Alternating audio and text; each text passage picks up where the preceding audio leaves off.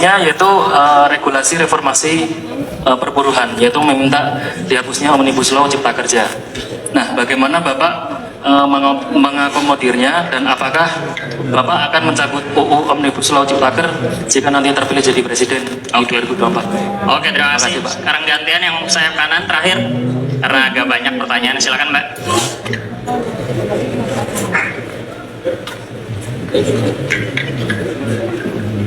Assalamualaikum, izin Pak, saya Bella dari CNN TV. Yang pertama terkait dengan hari ini pertemuan silaturahmi 3 partai, berarti artinya PKS sendiri sudah konkret, tinggal menunggu deklarasi ataupun pengumuman dari Majelis Syuro, atau ada mekanisme selanjutnya. Yang kedua terkait dengan ini soal isu Pak, kemarin kan sempat terjadi rusuh di Batam di kampung warga Rempang. Tanggapan dari Pak Anies dan Caimin supaya tidak terjadi hal tersebut kembali, apalagi mengenai anak-anak sekolahan begitu gas air matanya. Terakhir, boleh sedikit tanggapan terkait dengan Presiden Jokowi yang meminta capres-cawapres tidak ikut dalam kabinet ketika lagi masih menjabat ataupun nanti masuk ke dalam KPU dan mengambil cuti begitu, dan tidak menggunakan anggaran negara. Dari Caimin dan Pak Anies, bagaimana tanggapannya? Terima kasih. Baik, terima kasih. Cukup 3 ya. Silakan dari Presiden atau Pak Anies, Pak Muhaimin, atau Pak Teguh. Baik, saya terkait pertanyaan ke saya adalah apa langkah selanjutnya akan dilakukan oleh Partai Keadilan Sejahtera ya. Jadi saya tegaskan bahwa tadi silaturahim ini luar biasa, penuh kehangatan, dan saya tadi sampaikan ini banyak hal-hal yang positif. Saya kira suasana yang tadi terjadi di dalam ruangan ini, insya Allah ini akan saya sampaikan kepada musyawarah Majelis Syuro dalam waktu dekat ini, itu bahwa kita sudah semakin erat, semakin memiliki chemistry, dan inilah suasana yang insya Allah akan kita coba laporkan kepada musyawarah Majelis Syuro. Mudah-mudahan kita tanpa mendahului apa yang diputuskan oleh Majelis Syuro, mudah-mudahan dengan apa yang digambarkan, mudah-mudahan ini insya Allah betul-betul sesuai dengan harapan dari koalisi ini. Yang kedua, tentu kami juga nggak menjadi khawatir bahwa ini ada menjadi politik identitas ya. Saya kira ini perpaduan partai yang mungkin punya basis keumatan dan juga basis nasionalisme ya, basis nasionalis. Oleh karena itu, saya sepakat dengan apa yang diungkapkan oleh Ketua Umum Partai Nasdem bahwa justru dengan koalisi ini kita harapkan nggak ada lagi tadi keterbelahan, keterpecahan di tengah masyarakat, cebong kampret, selesai sudah. Kita songsong masa depan ini yang lebih baik. Dan inilah yang harapan-harapan justru tadi optimisme itu muncul ya dalam suasana diskusi yang sedemikian hangat. Saya kira itu mungkin apa yang terkait dengan saya, dan selebihnya nanti Pak Abdul Muhaimin dan Pak Anies Rashid Baswedan atau dari Nasdem yang menjawab. Silakan. Dipersilakan. Terima kasih. Yang pertama tadi soal basis dukungan, bahwa PKS, PKB memiliki kelebihan dan kekurangan masing-masing di dalam basis dukungan. Tentu justru perbedaan inilah yang akan saling memperkuat dan insya Allah menjadi modal pemenangan pasangan ini, pasangan Amin. Yang kedua, kita sudah punya track record di DPR bersama PKS, tidak pernah mengedepankan politik identitas, tapi kita tidak bisa melepas dari identitas masing-masing.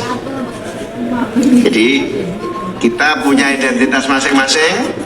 Identitas saya dari Jawa Timur, Pak Saihu dari Jawa Barat. KTP-nya sama-sama Jakarta barangkali. Itu identitas kita. Kami di DPR bertahun-tahun, dan kami sama-sama tidak pernah mengadu identitas, tetapi kami punya identitas masing-masing yang insya Allah akan menjadi kekayaan. Perbedaan itu memperkaya dan memperkuat kebinekaan Indonesia. Amin. Goodbye masa lalu, perbedaan-perbedaan yang nggak penting. Kita songsong masa depan untuk cepatnya terwujud pembangunan yang adil, makmur, dan sejahtera. Sekira itu ya. Baik, dipersilakan Pak Anies atau Pak Teguh. Assalamualaikum warahmatullahi wabarakatuh. Yang saya hormati Presiden PKS, Ketua Umum PKB, dan calon Presiden Mas Anies Baswedan. Atas nama Partai Nasdem, saya mohon maaf karena tadi Wakil Ketua Umum dan beberapa petinggi partai ada hajat yang tidak bisa diwakilkan. Kami ingin menyampaikan penghargaan yang tinggi kepada PKS dan sekali lagi kami sungguh berbesar hati atas sambutan yang penuh persaudaraan, persahabatan dengan sajian yang mengenyangkan lahir dan batin. Masya Allah, kebulinya enak sekali. Semoga teman-teman media yang hadir juga tadi ikut merasakan kegembiraan ini. Kami hanya ingin menyampaikan satu petikan yang tadi mencuat di ruangan. Jadi ada pantun, ikan sepat, ikan gabus. Jadi kami mohon semoga Majelis Syuro segera berlayar bersama dengan koalisi ini semakin cepat, semakin bagus. Terima kasih. Assalamualaikum warahmatullahi wabarakatuh. Silakan Pak Anies. Tadi terkait dengan dukungan dari KS PSI, saya perlu garis bawahi bahwa prinsip yang kami kedepankan adalah prinsip keadilan, dan perubahan yang kita dorong adalah untuk membuat kebijakan-kebijakan yang berkeadilan. Nah, rekam jejak yang ada selama ini memang mengedepankan itu. Selama Gus Muhaimin bertugas sebagai Menteri Tenaga Kerja, di situ ada rekam jejaknya, bagaimana bekerja bersama dengan masyarakat buruh untuk membangun hubungan industrial yang sehat, yang berkeadilan. Begitu juga di Jakarta, kebijakan-kebijakan yang terkait dengan perburuhan mengedepankan prinsip keadilan. Itu juga yang akan jadi prinsip ke depan. Dan kita tahu di dalam membuat sebuah kebijakan itu harus mempertimbangkan semua faktor dan tidak bisa sekedar semua hitam putih, ganti semua, tetap semua. Pada saat krisis kemarin, COVID misalnya, UMP di Jakarta itu mengambil pendekatan seperti kurva K. Bagi sektor yang terdampak, maka UMP-nya tidak naik. Tapi bagi sektor yang tidak terdampak, bahkan meningkat salesnya, seperti sektor kesehatan, pabrik-pabrik yang membuat masker, itu justru mengalami peningkatan. Nah, di situ UMP-nya naik. Jadi seperti huruf K. Artinya, kita mengambil kebijakan yang berbeda dengan arahan dari pusat waktu itu, di mana semua sama. Tidak, ada sektor yang memang maju, berkembang di masa pandemi. Kenapa buruhnya tidak boleh merasakan peningkatan UMP? Jadi prinsipnya kita membuat kebijakan sesuai dengan kebutuhan. Begitu juga dengan usulan yang tadi. Kami terima usulannya dan kami sampaikan tadi. Nanti kita akan bersama-sama menyusun kebijakannya supaya sesuai dengan prinsip keadilan. Gitu ya. Kemudian terkait dengan tadi. Begitu kita bicara tentang investasi, maka sesungguhnya investasi itu tujuan akhirnya bukan sekedar memperkaya investor, tapi meningkatkan kesejahteraan seluruh rakyat.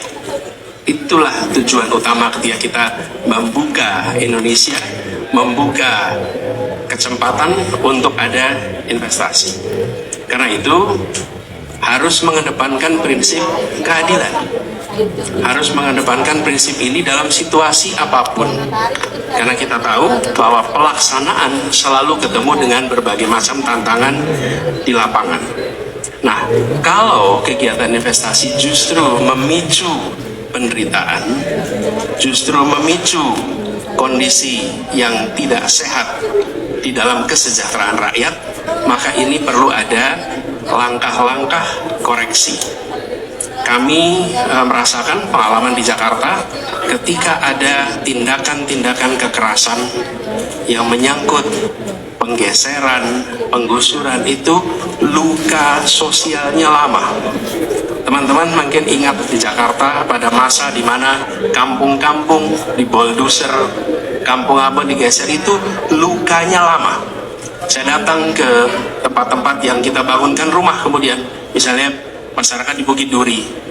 Sekarang kita bangunkan rumah susun di sana. Itu kalau datang bertemu dengan mereka, mereka tidak pernah lupa anak-anak itu atas pengalaman traumatik yang mereka lewati pada saat kekerasan itu terjadi. Kamu akuarium, datang ke sana. Kita akan ketemu dengan mereka yang memiliki luka yang amat dalam. Nah, kami melihat pendekatan yang penting adalah pendekatan dialog. Bicarakan baik-baik, apalagi ketika kita berbicara tentang proyek yang jangkanya amat panjang. Kalau proyek yang jangkanya amat panjang itu bisa diberikan tambahan waktu untuk proses pembicaraan itu berjalan dengan tuntas. Jadi lebih baik dilakukan pembicaraan panjang, rumit, ribet, tapi melibatkan semua dan sampai pada kesimpulan yang diterima, baru kemudian eksekusi. Dengan cara seperti itu, maka kita akan bisa merasakan pembangunan yang prosesnya dirasakan sebagai proses yang baik, yang benar. Jadi saya mengajak kepada semua pihak untuk menahan diri pada saat ini, dan bila kita yakin bahwa pendekatan mengandalkan keadilan itu dijalankan dengan benar, kami yakin itu, maka ketenangan, keteduhan akan hadir. Jadi kami melihat penting sekali untuk mengedepankan proses yang damai, proses yang melibatkan semua, dan beri waktu ekstra sehingga proses dialog itu berjalan dengan baik. Kami melakukan banyak sekali pengalaman di Jakarta ketika kita harus berdialog dengan warga, itu panjang prosesnya. Melalui fasilitasi yang tidak sebentar, tapi begitu tercapai kesepakatan, jalan ke depannya itu mudah sekali karena semua merasakan manfaatnya. Gitu ya jawaban saya. Terima kasih. Terima kasih. Tadi singkat saja mungkin Pak Presiden, tadi ada soal Yalal Waton, tadi mungkin maknanya bisa disampaikan. Dan terakhir untuk Pak Anies, tadi ada titipan Pak, karena mungkin banyak yang menanyakan soal nama koalisi tadi dari Kumparan. Iya, jadi ketika saya di sini hari Sabtu yang lalu, saya sudah mengatakan bahwasanya ahlan wa sahlan wa marhaban pada PKB atas bergabungnya ke koalisi perubahan. Tapi karena tadi saya juga menghormati musyawarah majelis syuro, ya saya nggak bisa hadir di Surabaya, mohon maaf.